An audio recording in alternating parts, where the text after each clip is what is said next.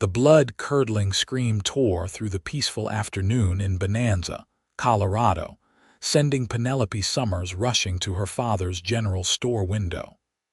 It was the spring of 1873, and what she witnessed outside would forever alter the course of her life.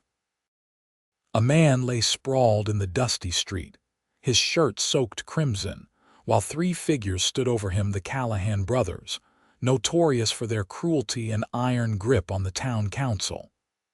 Hiram Callahan, the eldest, held a bloodied knife while his brothers sneered at their victim. "That'll teach you to come snooping around our business, stranger," Hiram spat. Penelope's father gripped her shoulder. "Stay inside, Penny. Those men are dangerous." But Penelope, 22 and possessed of a fierce, independent streak, could not stand idly by. "Father, that man needs help or he'll die right there in the street. The Callahans have made their judgment," her father whispered, fear evident in his weathered face. "To cross them is to invite ruin." Penelope watched as the townspeople scurried past, averting their eyes from the wounded man. The Callahans mounted their horses and rode off, leaving their victim to die alone under the merciless Colorado sun. "I won't be party to murder by inaction," she declared, grabbing her father's medical kit from beneath the counter. Before he could stop her, she darted into the street. The stranger was a young man, perhaps a few years older than herself, his face handsome despite being twisted in pain. His clothes were trail-worn but of good quality, marking him as neither local nor vagrant. "Don't move," she instructed, kneeling beside him. "I'm going to help you." His eyes, a startling blue against his sun-bronzed skin, focused on her face. "They'll come after you next," he managed through clenched teeth. "Let me worry about that," Penelope replied, cutting away his shirt to reveal a deep knife wound in his side. It was serious, but had missed any vital organs from what she could tell. Her father had taught her rudimentary medicine after her mother's passing, skills that might save this man's life.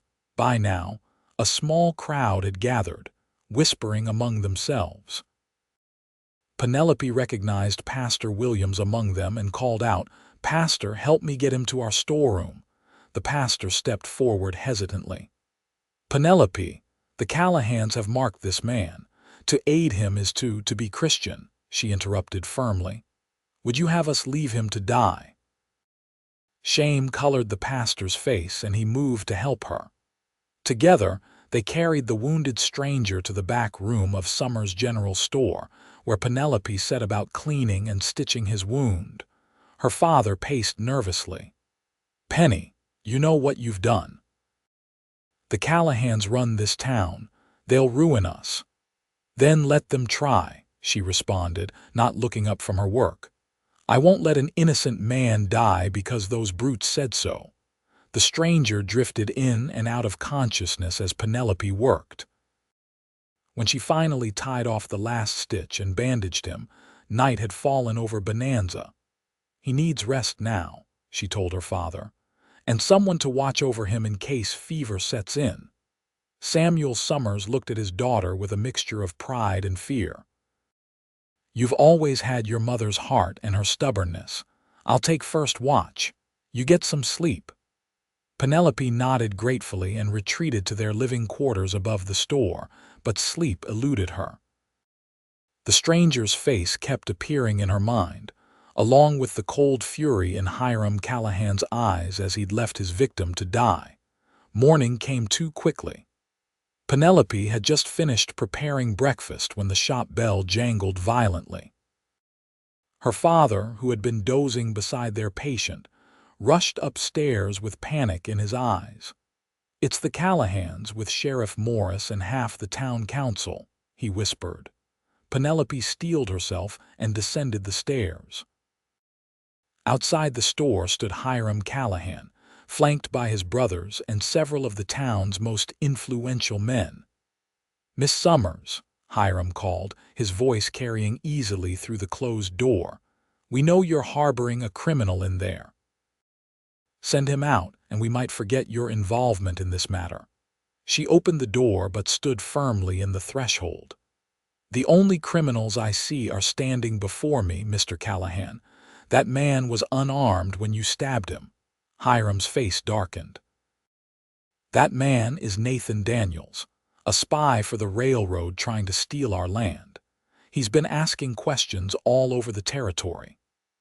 The name struck Penelope as familiar. There had been talk of railroad expansion through the valley, which would bring prosperity to some landowners and ruin to others.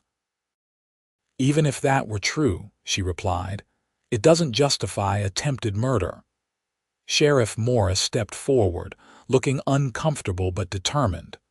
"Miss Summers, the town council has convened an emergency meeting. They've ruled that by aiding this outsider, you've acted against Bonanza's best interests." Penelope laughed without humor. "Since when does Bonanza's best interests mean whatever suits the Callahans?" "Since they own half the valley," Morris replied quietly. Hiram pushed past the sheriff. "Enough talk. You have one day to get that railroad spy out of town, and as for you," he pointed at Penelope with a gloved finger, "the council has voted.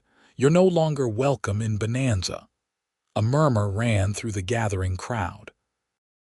Penelope felt as though the ground had fallen away beneath her feet. "You can't be serious," she stammered. "My father's store has been here for 15 years. This is our home." "Should have thought of that before you interfered," Hiram sneered. "Your father can stay. Town needs its general store, but you, Miss Summers, are banished. One day to say your goodbyes." Samuel pushed through the crowd. "This is outrageous. You can't separate a man from his daughter. Father has the right of it." One of the council members spoke up nervously. "Perhaps we've been hasty. The vote is final," Hiram cut in. "Unless Samuel wants to join his daughter in exile." The threat hung heavy in the air. Penelope saw the calculation in Hiram's eyes. He knew her father's heart condition wouldn't survive long on the trail. It was her or her father's life. "I'll go," she said quietly. "Leave my father be." The crowd dispersed slowly, some offering apologetic glances, others pointedly avoiding her eyes. Only Pastor Williams approached her directly. "I'm ashamed of my part in this, Penelope," he said softly. "I should have stood with you from the beginning." "There's still time to do the right thing, Pastor," she replied, nodding toward the storeroom where Nathan Daniels lay recovering. Inside, Penelope found her father slumped in a chair, his face ashen. "I won't let them do this, Penny." "You must," she insisted, kneeling before him. "You need your medicine, your doctor. I'll be fine." A weak voice came from the makeshift bed. "This is my fault." Nathan Daniels was awake, his blue eyes clear despite his pallor. He attempted to sit up but winced at the movement. "Lie still," Penelope ordered. "Your stitches will tear." "You saved my life," he said, "and now you're losing everything because of it." Penelope busied herself checking his bandages. "I'd do it again. The Callahans have had this town under their thumb for too long." "They're afraid," Nathan explained. "The railroad wants to build through this valley. Most landowners would benefit, but the Callahans have been running illegal operations from their ranch. A railroad would bring too much scrutiny." "So you are with the railroad," Samuel said. "Not exactly." Nathan grimaced as he shifted. "I'm a surveyor by trade, but I was hired by several ranchers from neighboring counties to investigate why the Callahans are blocking the railroad. I've discovered they've been rustling cattle and running a protection racket across 3 counties." Penelope's mind raced. "That explains their influence with the council and the sheriff." "I need to get this information to the federal marshal in Denver," Nathan continued. "The Callahans knew I was close to uncovering their operation. That's why they tried to kill me." Samuel looked between Nathan and his daughter, understanding dawning. "And now they want both of you gone from Bonanza before anyone else learns the truth." "I'm leaving at dawn," Nathan declared. Miss Summers, I can't undo what's been done to you, but I can offer you safe passage to Denver. I have a camp outside town with horses and supplies. Penelope's world was spinning too fast. Just yesterday, her biggest concern had been ordering enough fabric for the spring dresses. Now she was being exiled from the only home she'd ever known.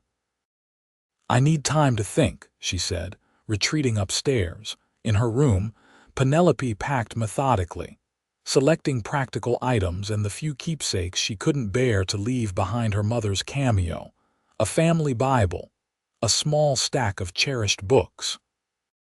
When night fell, she descended to find her father and Nathan deep in conversation. "Penny," her father said gravely, "Mr. Daniels has a proposal." Nathan stood shakily, still weak from his injury but determined. "Miss Summers, I owe you my life. Let me help you start anew in Denver. I have connections there who can find you respectable work." "And what of my father?" she asked. "I've agreed to stay," Samuel said, his voice breaking. "For now. Once things settle, perhaps I can sell the store and join you." They all knew it was unlikely. The Callahans would never allow such an easy resolution. Penelope slept fitfully, waking before dawn. She found Nathan already dressed, his movements careful but purposeful. "My camp is a mile north of town," he explained. "I left my horse tethered in a stand of cottonwoods by the creek." Samuel embraced his daughter fiercely. "You write to me the moment you're settled. I'll find a way to come to you, I promise." Penelope couldn't speak through her tears. She simply nodded and kissed her father's cheek. They slipped out the back door as the first light of dawn crept over the eastern mountains. Nathan led her through back alleys until they reached the edge of town, where they kept to the shadows of the pine trees lining the creek. "There," Nathan pointed to a chestnut gelding grazing peacefully. "If we ride double, we can reach my camp by sunup." The horse eyed them warily as they approached, but allowed Nathan to mount and pull Penelope up behind him. They rode in silence, following the creek northward until they crested a small ridge overlooking a hidden meadow. A simple camp was set up beneath a large pine, a small tent, a cold fire pit, and a sturdy paint mare tethered nearby. "It's not much," Nathan apologized, "but we can rest here before continuing to Denver." Penelope dismounted stiffly, the reality of her situation finally sinking in. She was homeless, cast out from the town where she'd spent her entire life, traveling with a man she'd met only yesterday. Nathan seemed to sense her distress. "Miss Summers, I know this is overwhelming. If you'd prefer, I can escort you to your family in another town instead of Denver." "I have no family but my father," she admitted. "Mother died when I was 14, and father's people are all back east." Nathan nodded solemnly. "Then we'll make do. Denver is 3 days' ride if we push. I have contacts there who will help us both." As he rekindled the fire and prepared a simple breakfast, Penelope studied him openly. His movements were efficient despite his injury, and he handled his camp with the ease of someone accustomed to life on the trail. When he wasn't grimacing from pain, his face was pleasant, strong-jawed, with those remarkable blue eyes and sandy hair that curled slightly at his collar. "You're staring, Miss Summers," he noted without looking up. Heat rose to her cheeks. "I was just wondering what kind of man risks his life investigating dangerous criminals." "A foolish one, apparently." He handed her a tin cup of coffee. "I was orphaned young, raised by my uncle who worked for the railroad. He taught me surveying. When he died last year, I took on freelance work. This job seemed straightforward until I started uncovering the Callahan's operation." "And now you're saddled with a banished shopkeeper's daughter," she said ruefully.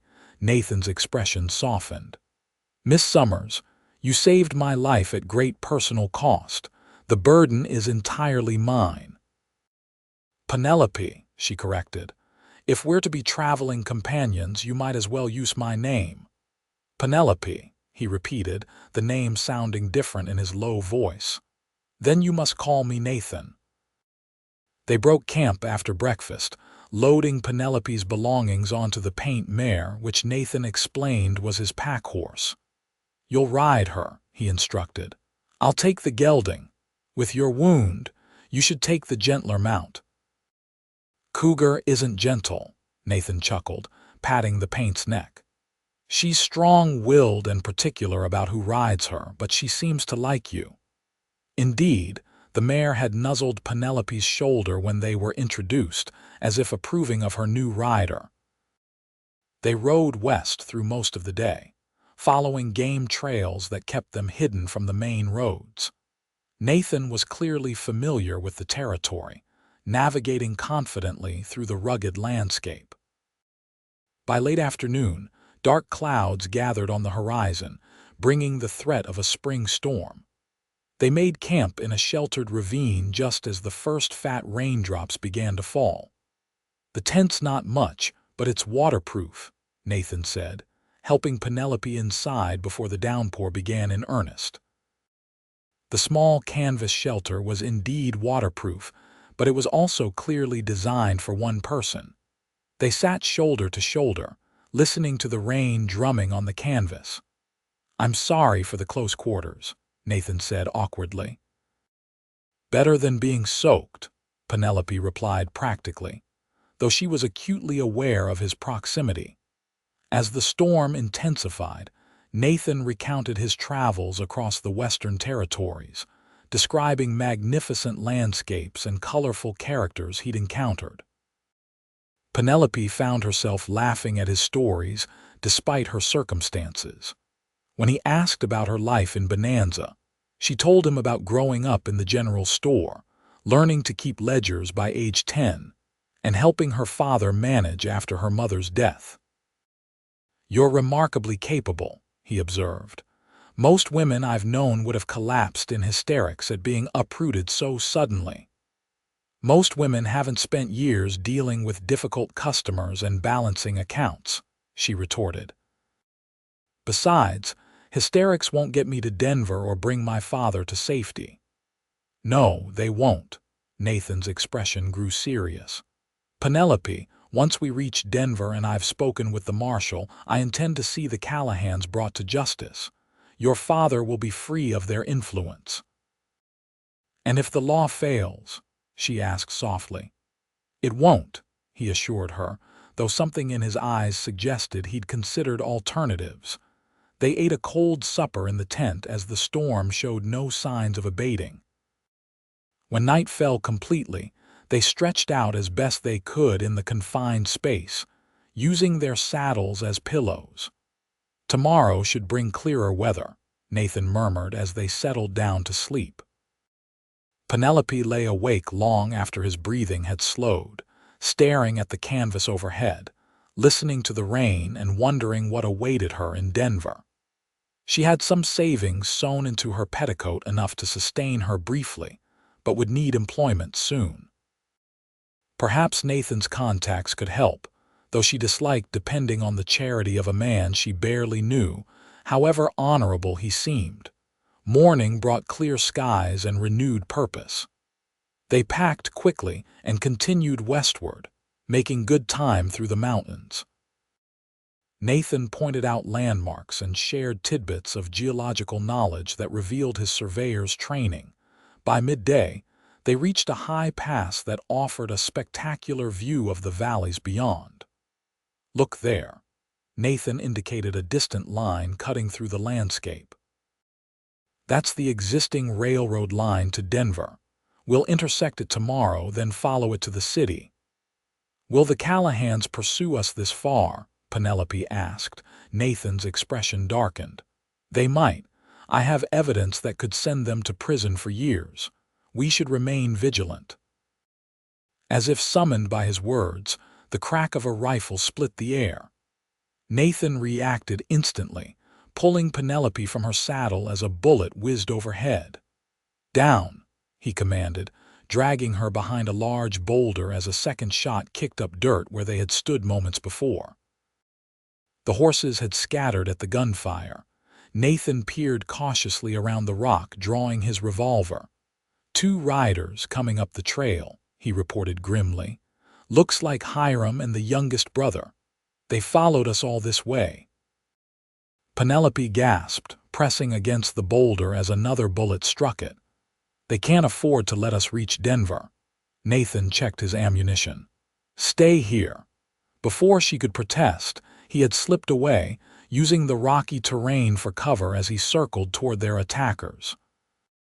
More shots rang out, followed by shouts.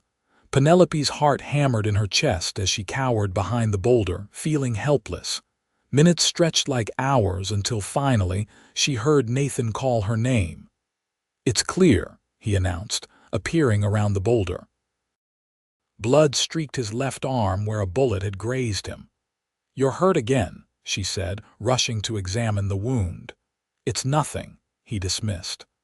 "The Callahans retreated when they realized I wasn't alone. They'll be back with reinforcements." They recovered their horses, which hadn't strayed far, and rode hard through the afternoon, pushing toward the railroad line. Nathan's new injury clearly pained him, but he refused to stop until dusk forced them to make camp. As Penelope dressed his wound, using supplies from his saddlebags, she noticed how pale he'd become. "You've pushed yourself too hard. Your other wound has reopened." Indeed, blood had seeped through his shirt where she'd stitched the knife wound just days ago. "We can't afford to delay," he argued, though his voice lacked conviction. "We can't afford for you to bleed to death either," she countered firmly. "You need rest, Nathan." He relented, allowing her to rebandage both injuries and prepare their simple camp while he rested against a tree trunk. As she worked, Penelope felt his eyes following her. "Why are you helping me?" he asked suddenly. "You've lost everything because of me, yet here you are, tending my wounds again." Penelope paused, considering the question. At first it was simply the right thing to do now. She met his gaze. "Now, I suppose we're in this together."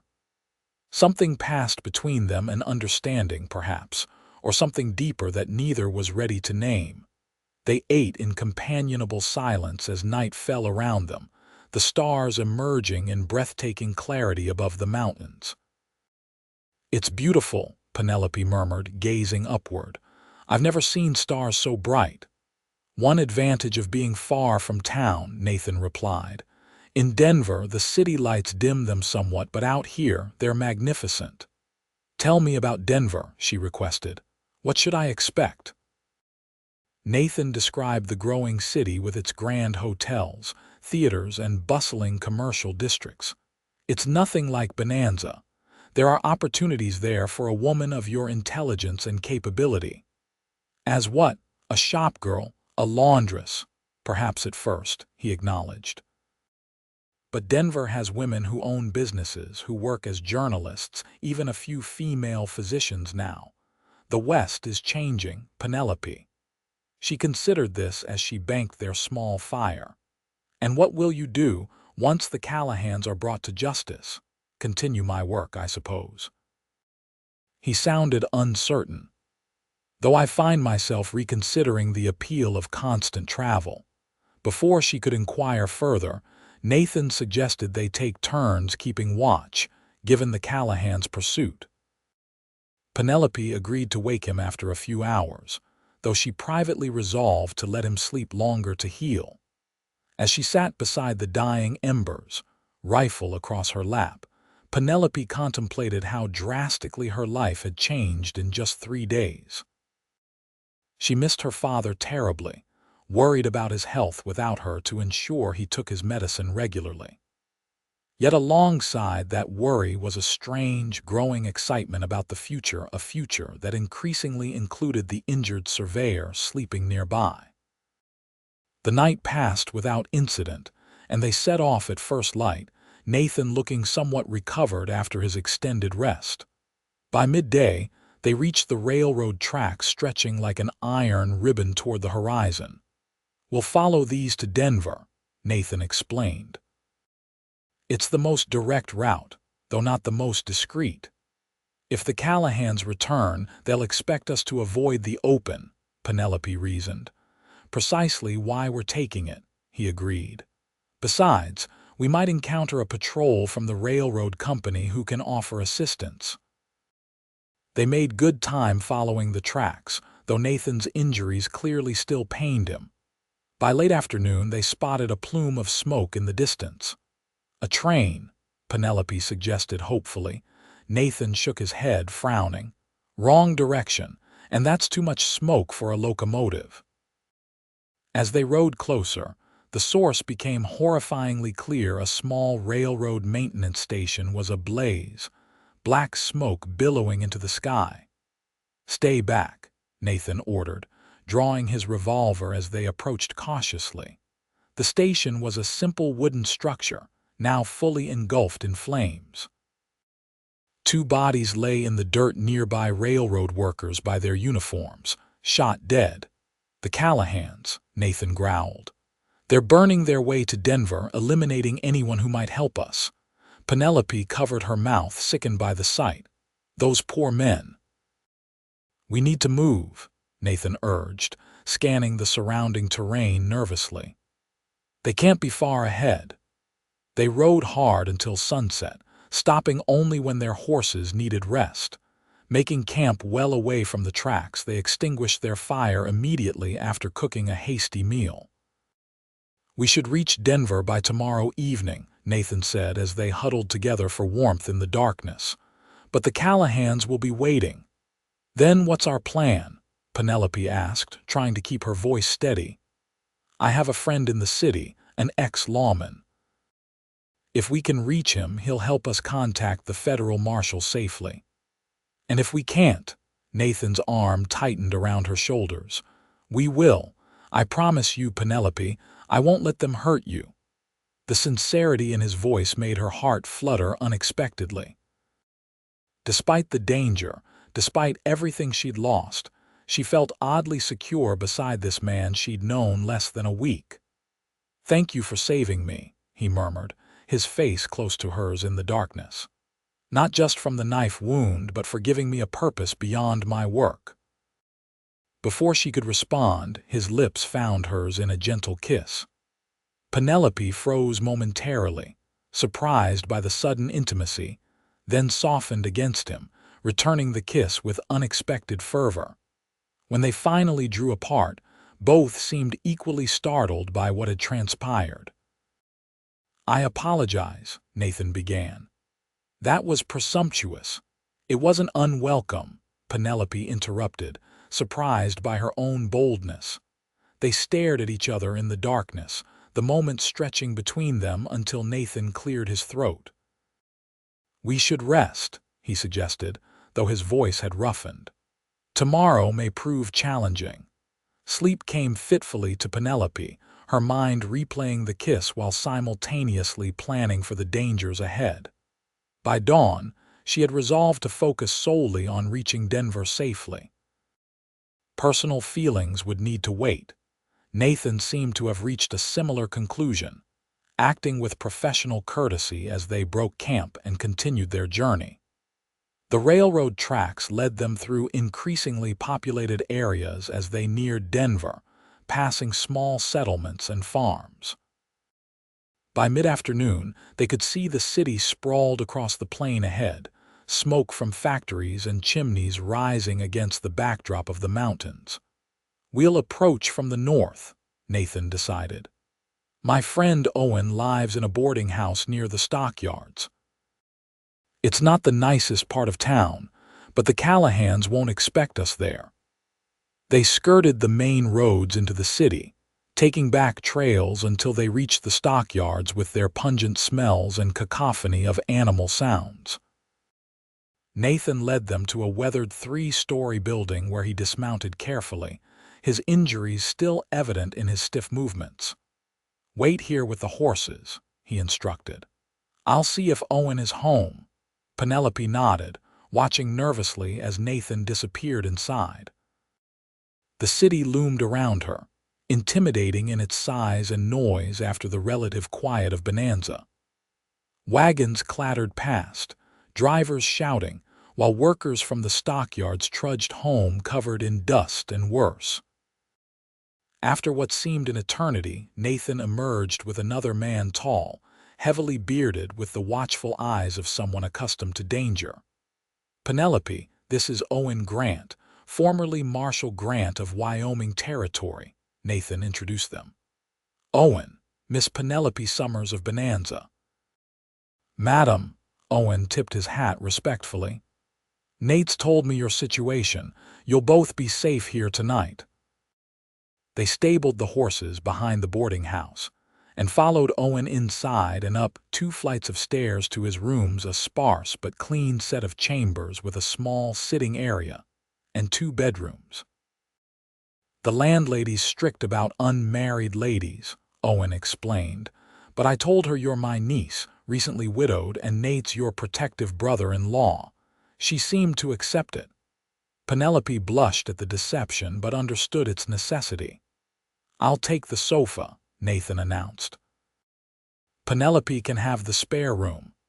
"First, let me look at those injuries," Owen insisted. "You're moving like a man twice your age, Nate." While Owen tended to Nathan's wounds with practiced hands, Penelope explored the modest accommodations. The spare bedroom was simple but comfortable, with clean linens and a small window overlooking an alleyway. It was her first moment of true privacy in days, and she sank onto the bed in exhaustion. Later, Owen prepared a simple but hearty supper, during which they discussed their next steps. "The federal marshal's office is watching the main roads into Denver," Owen explained. "The Callahans have a reputation that extends beyond Bonanza, but they have connections here too, mostly in the saloons and gambling houses." "We need to deliver my evidence," Nathan insisted, producing a leather portfolio from his saddlebag. "Witness statements, financial records showing their protection racket, even a map of where they've hidden stolen cattle." "I'll take it to Marshal Wilson in the morning," Owen promised. "He's a good man, thorough, but you two should stay here until we're certain the Callahans have been apprehended." Penelope's heart sank.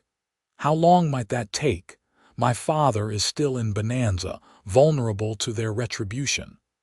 "I've thought of that," Nathan said. "Owen, could Wilson send deputies to protect Samuel Summers while they build their case?" Owen stroked his beard thoughtfully.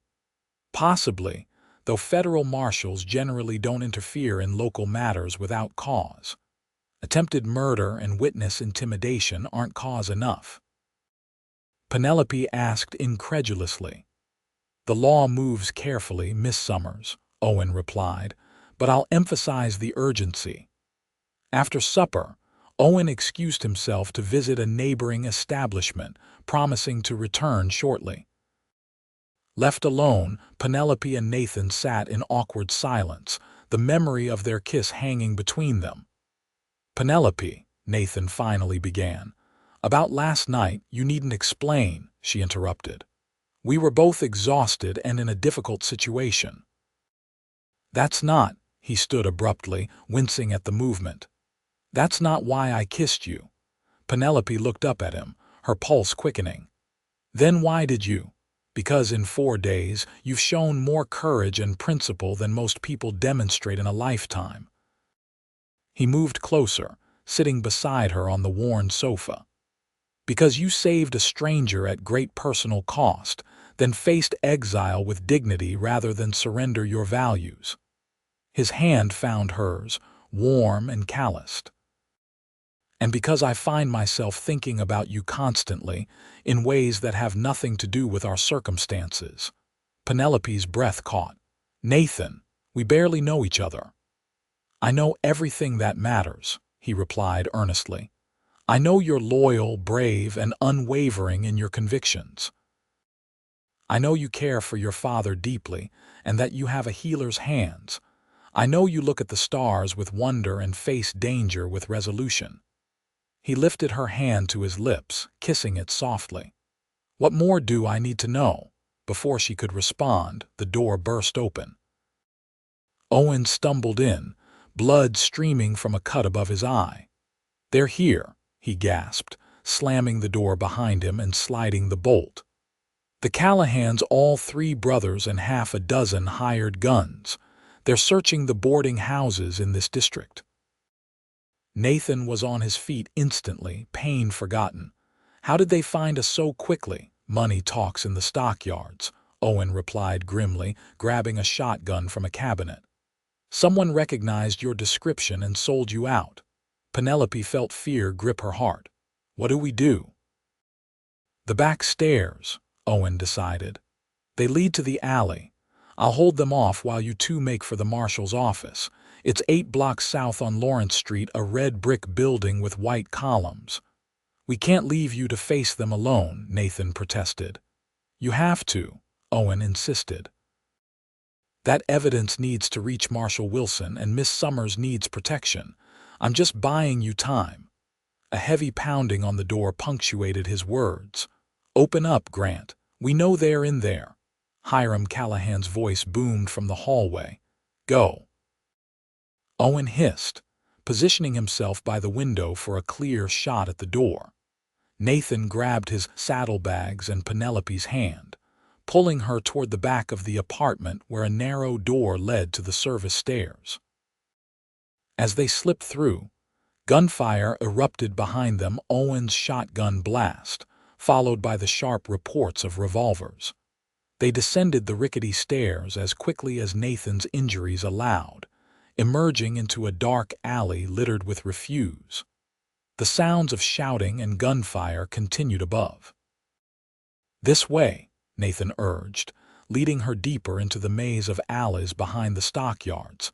They ran through the gathering dusk, Nathan grimacing with every step but refusing to slow. Penelope's skirts caught on debris, her lungs burning as they darted from one shadow to the next. "Stop!" A voice commanded from behind. They turned to see the youngest Callahan brother, Luther, aiming a pistol at them from the mouth of the alley. Nathan pushed Penelope behind him, shielding her with his body. "Let her go, Luther. She has nothing to do with this." "She helped you," Luther snarled. "That makes her part of it." His finger tightened on the trigger, but before he could fire, a shot rang out from further down the alley. Luther crumpled, dropping his weapon as he clutched his shoulder. Owen appeared from the shadows, blood streaming from multiple wounds but still on his feet. "I told you to run," he growled, covering Luther with his pistol. "Not without you," Nathan replied, moving to support his friend. Together, the 3 of them hurried through the back streets of Denver, Owen growing weaker with each block. When they finally reached Lawrence Street, the federal marshal's office stood like a beacon, lamps burning in its windows despite the late hour. They staggered up the steps, Nathan pounding on the door while supporting the fading Owen. A deputy opened it, eyes widening at the bloodied trio. "We need Marshal Wilson," Nathan gasped. "The Callahans are trying to kill us." They were ushered inside, where Owen collapsed into a chair, his strength finally giving out. "Get the doctor," Penelope commanded, already examining Owen's wounds. One bullet had grazed his temple, another lodged in his shoulder, but most concerning was the bloodstain spreading across his midsection. As deputies scrambled to obey and fetch the marshal, Penelope used her petticoat to fashion bandages, working frantically to stem the bleeding. "You'll be fine," she assured Owen, though his pallor suggested otherwise. "Always wanted to die." "In the line of duty," Owen managed, attempting a smile through bloodless lips.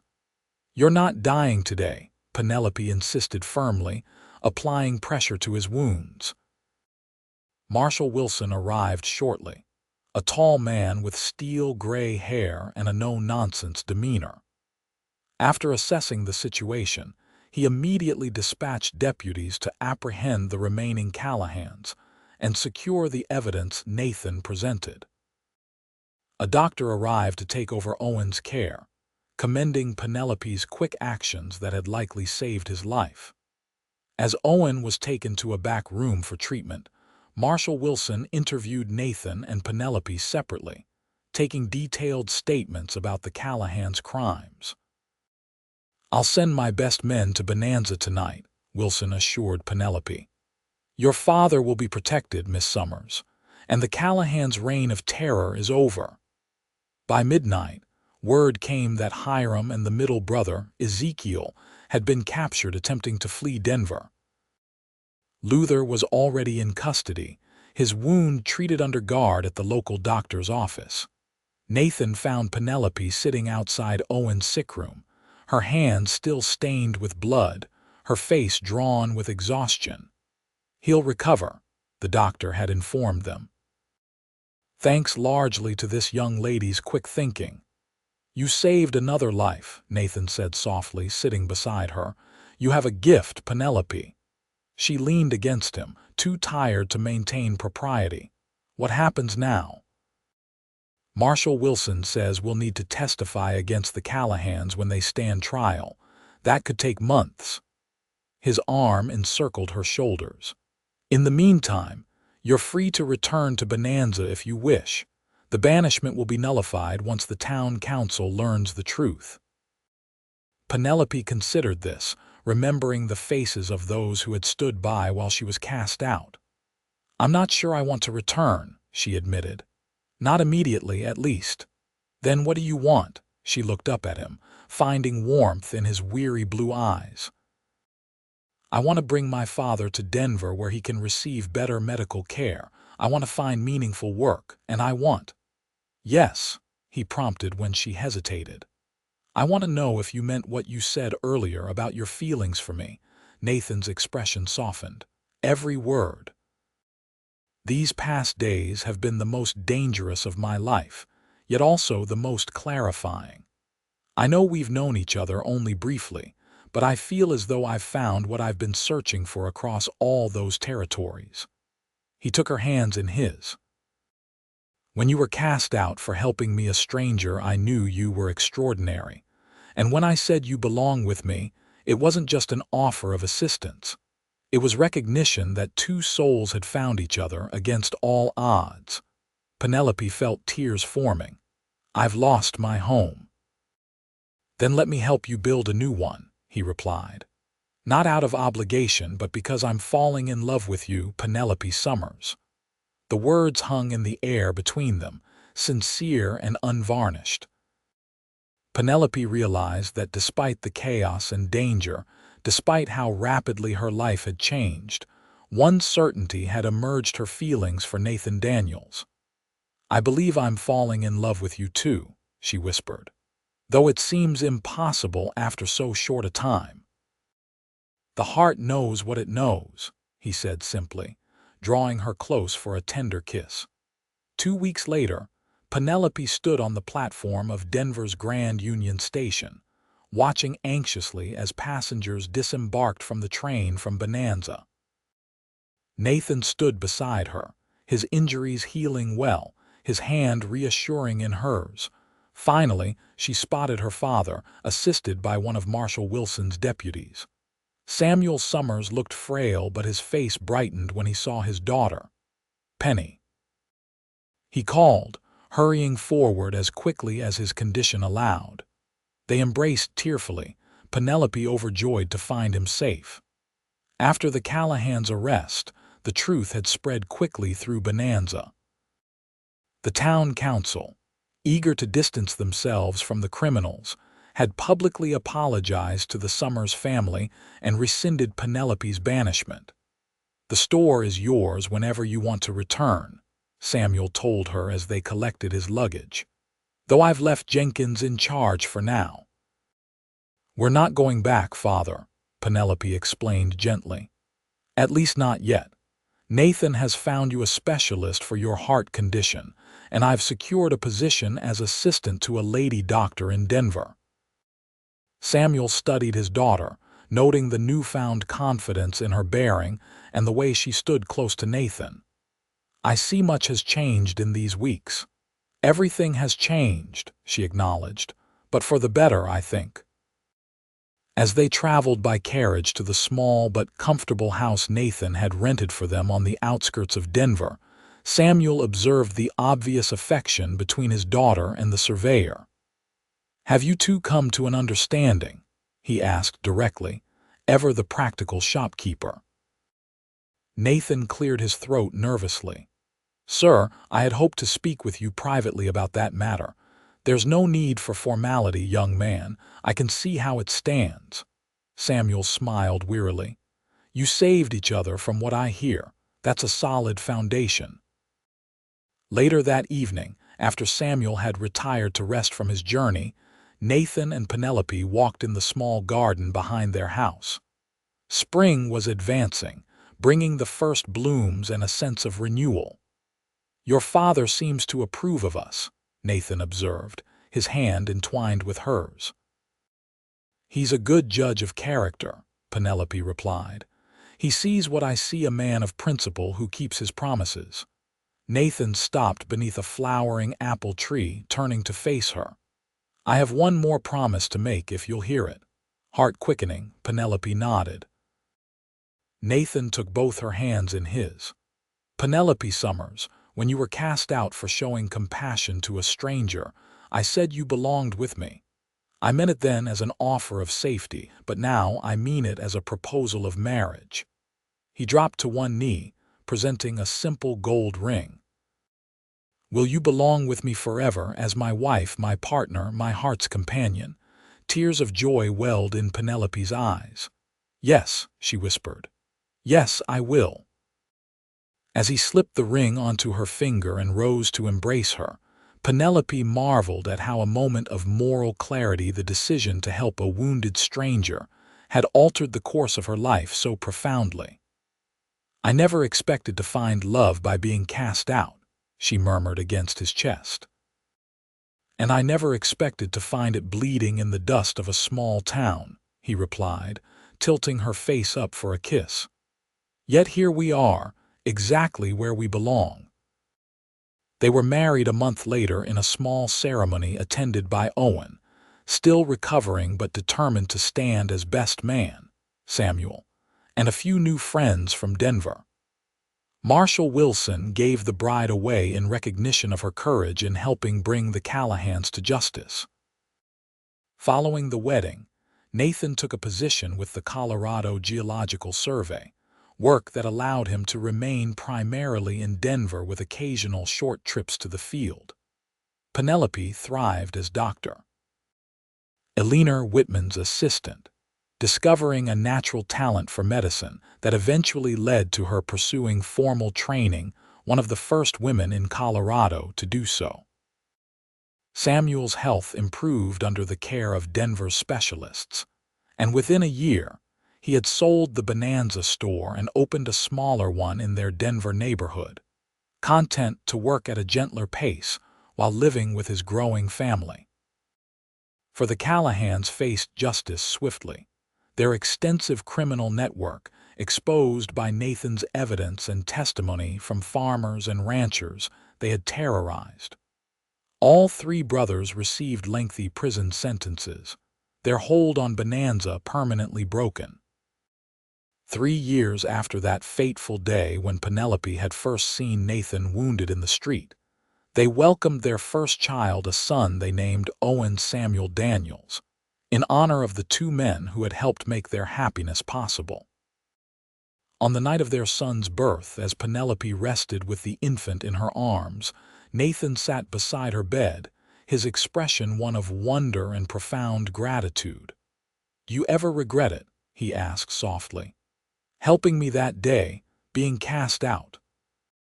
Penelope looked from her husband to their child, then to the window where Denver's lights twinkled beneath a star-filled sky. "Never," she answered truthfully. "That moment showed me who I truly was and led me to who I was meant to be." Nathan leaned forward to kiss her forehead gently. "When I said you belonged with me, I had no idea how right I was." "We found where we belong," Penelope agreed, taking his hand. "Together." Outside their window, Denver continued growing and changing, symbolic of the American West's transformation. Old orders were giving way to new possibilities, just as Penelope's life had evolved from the constraints of Bonanza to the opportunities of her new home. 5 years later, their family had expanded to include a daughter. Elizabeth, and Penelope had completed her medical training, opening a small practice adjacent to their home where she specialized in treating women and children. Nathan's work with the Geological Survey had earned him recognition and advancement, allowing them a comfortable life while maintaining his integrity. Samuel, though slowed by age, remained an active grandfather and valued advisor to their growing household. Owen Grant, fully recovered from his injuries, had become Denver's chief of police, often visiting his honorary family for Sunday dinners where they would reminisce about their harrowing first days together. On the 10th anniversary of their meeting, Nathan surprised Penelope with a visit to their old camping spot in the mountains, the place where they had shared their first kiss while fleeing the Callahans. They rode out alone, leaving the children in Samuel's care, and made the journey at a leisurely pace, appreciating the spectacular Colorado landscape that had once been merely the backdrop to their desperate flight. As they sat beside a campfire beneath the same brilliant stars, Nathan presented his wife with a journal bound in soft leather. "What's this?" she asked, opening it to find blank pages. "A new chapter," he explained. "We've spent 10 years building our life in Denver. Now I thought perhaps we might consider a new adventure." Penelope looked at him quizzically. "What kind of adventure?" "The governor has asked me to establish a new medical outpost in the mining communities near Silverton," Nathan explained. "They need a physician desperately, someone willing to travel between the camps treating the miners and their families." Understanding dawned. "And you suggested me." "I suggested us," he corrected. "My surveying skills would be valuable for the new railroad lines being planned, and your medical expertise would save lives. We could take the children, show them more of this beautiful territory." Penelope considered the proposal, remembering how she had once feared leaving the familiarity of Bonanza. Now the prospect of a new challenge intrigued rather than frightened her. "What about Father and our home?" "Samuel would come with us if he wishes, or stay in Denver with Owen looking in on him, and homes can be rebuilt wherever we go." Nathan took her hand. "We've created something beautiful in Denver, but there are people who need what we can offer." Penelope gazed into the fire, thinking of all they had accomplished and all that might yet lie ahead. "You know," she said finally, "when I was cast out of Bonanza, I thought my life was ending. Instead, it was just beginning." "Is that a yes?" Nathan asked hopefully. She leaned over to kiss him. "It's a yes. We've never been afraid of new beginnings, have we?" In the years that followed, the Daniels family became known throughout Colorado's mining communities. Penelope's medical practice saved countless lives, while Nathan's survey work helped develop safer, more accessible routes between the isolated camps. They eventually settled permanently in Durango, establishing a small hospital where Penelope trained other women in medicine and midwifery. Nathan's maps of the region became the standard reference for development, transportation, and rescue operations in the mountainous territory. Their children grew strong in the fresh mountain air, educated by their parents' examples of courage, compassion, and principle. Owen became a renowned engineer, helping design safer mining operations, while Elizabeth followed her mother into medicine, becoming one of Colorado's first female surgeons.